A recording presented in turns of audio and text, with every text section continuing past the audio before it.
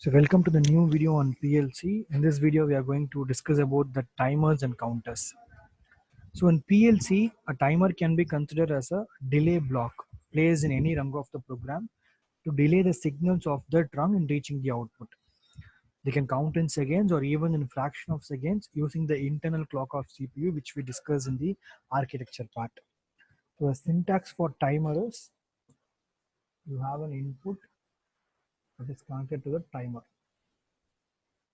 and then you have the timer to the output. So here you have input, here you have the timer. So if you want to create a delay of 10 seconds, then you can mention 10 seconds here. And then here you have the timer, and then you have the output.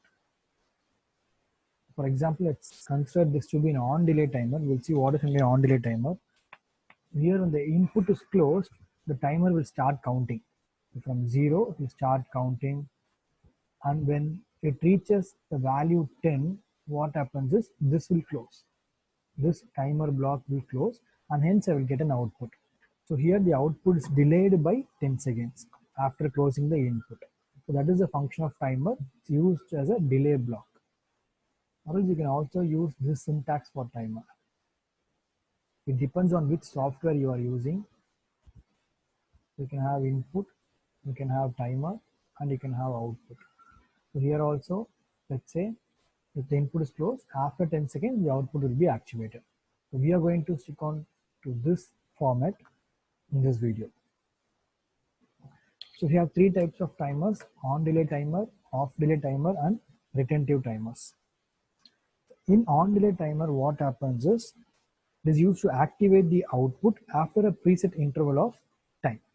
So here if you see the input has been switched on here, let's say the output is not on at this point. Instead, it is switched on after a delay period. So this time we call it as on delay time. And once you switch off the input, the output will also be switched off immediately. So the same syntax only here also, which we saw previously. So this is the input and this is timer, say 100 seconds, and the timer will be here and we have an output. So once the input is closed, the timer will be activated, and after 100 seconds, this will close to get the output. In off delay timer, once the input is switched on, the output will also be switched on. Whereas once the input is switched off, the output will not be immediately switched off. Instead, it will be switched off only after a delay called as off delay time. So this is the function of off delay timer. So in both on delay timer and off delay timer, when this input is opened, so whatever input we are giving to the timer, when that is open, this will automatically reset. The timer will automatically reset and its value will become 0. Whereas you have something called as retentive timer, which is similar to your on delay timer. The only difference is you have two switches for retentive timer. One is the reset switch and the other one is the input switch. So you have a separate reset switch for retentive timer. So here, even if the input is opened again, the timer will not reset. So whereas in case of on delay timer, when I open this input, the timer will automatically be reset. Whereas here, even when I open the input, this timer will not reset. Only if I press this reset switch, the timer will be reset to 0. So that is the difference between a normal on delay timer and a retentive timer. And next is the concept of cascading of timers. So in order to create larger delay, the timers can be connected with each other. So this concept of linking the timers is called as cascading. We will see an example. See, there is an input, there is a timer 1, which can create a delay of 20 seconds. And now I'm going to connect this timer 1 to another timer called T2, which can create again a delay of 20 seconds. And now I'm going to use T2 here. I'm going to connect it with T3. And this T3, I'm going to use it for getting the output. So here, say if the maximum capacity of my timer is only 20 seconds, but if I want to create a delay of 60 seconds, then I can connect in this way to get a delay of 60 seconds. So this concept is called as cascading of timers. We'll see an example. A motor has to start when a start switch is pressed. Sorry, this is pressed. A pump has to start after 10 seconds from the start of the motor. So say there is a motor and it has to be immediately started after the start switch is pressed. So I'm connecting it like this. And the pump has to start only after 10 seconds from the start of the motor. So once the motor is started, I have to start counting the time. So I'm connecting the motor output to the timer to count 10 seconds. So after 10 seconds, your pump has to start. Now I'm connecting my pump with the timer. So here what happens, once the motor is started, the timer will start counting the time. After 10 seconds, this T will be closed and the pump will be switched on. Finally, to indicate the program is over, I will write end here.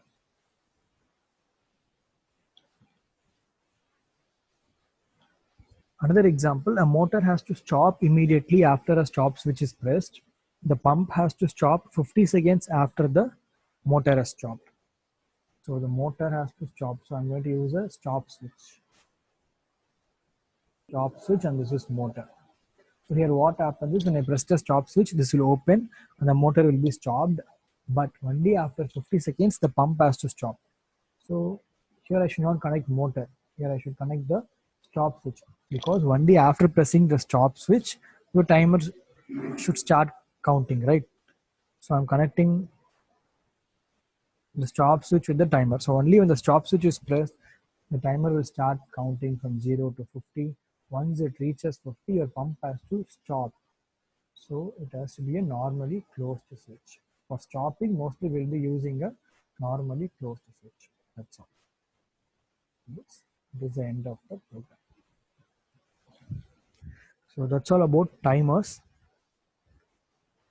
And the next concept is counters. So counters, they are used to count the number of occurrences of a input signal, or it can also be used to record the number of occurrences of a particular event.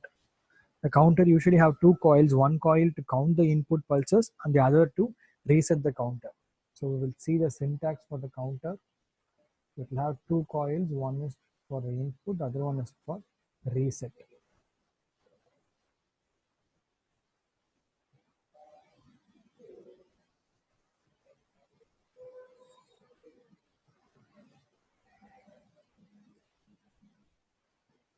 So say this is the reset coil and this is the input coil. I'm connecting input 1 with the reset coil, input 2 with the input of the counter. So this is counter 1. Let's name it as C1. Say it's going to count for a value of 4. I'm going to connect the counter output here with the output of the circuit. So what happens is, first when I press this input 1 and if I open this, the counter value will automatically be set to 0 because it's reset. Now when I press IP2 once, it will count as 1. Now I'm opening it and again I'm going to press IP2, so it will count 2. Again I'm going to open it and I'm going to press it again, so it will count 3. Then if I open and press again, it will count 4. Once the value reaches 4, because I have given the preset value 4, so once the value reaches 4, this will close and I'll get an output. This is how a counter works. And we have two types of counter, up counter and down counter. The basic function is same, but up counter will count from 0 to preset value, whereas down counter will count from the preset value to 0. So in this case, up counter, initially it will be 0. When I press the input button once, it will count 1, 2, 3, and once if it reaches the preset value, I'll get an output. Whereas in down counter, when I press the reset switch, it will be equal to the preset value. The counter value will become equal to the preset value. Now every time if I press the switch, this will decrease by 1, and when it reaches 0, I will get an output. So that is the difference between up counter and down counter. So finally, we'll see what are the factors that affects the selection of PLC. So the first factor is the process. So the PLC has to be selected based on the process to be controlled. The number of input-output modules required, it varies with process. So thus it is necessary to choose a PLC with sufficient number of input-output modules required for the process. And the next is memory. So memory depends on the size of the program. If the program is too long, the amount of memory required will also be high. The size of the program also depends upon the application. So thus, depending upon the application, the PLC with appropriate memory has to be selected. Third is the speed of the controller. Speed is nothing but the time required to scan one complete cycle. So bigger programs or a faster application will require less scan time. So the speed of the controller should be very high. Communication type. The communication is required for a PLC to communicate with other PLC or with a computer. So the communication type can either be a serial or network depending upon the application. Software, the availability of the programming software and the ease of using the software will also affect the selection of PLC, and not but not least the cost. The cost will also affect the selection of PLC. So lesser the speed and memory, lesser will be the cost, and it is vice versa. Thank you for watching all the videos. If you have any doubts, you can comment in the comment box. I'll reply to it. Thank you.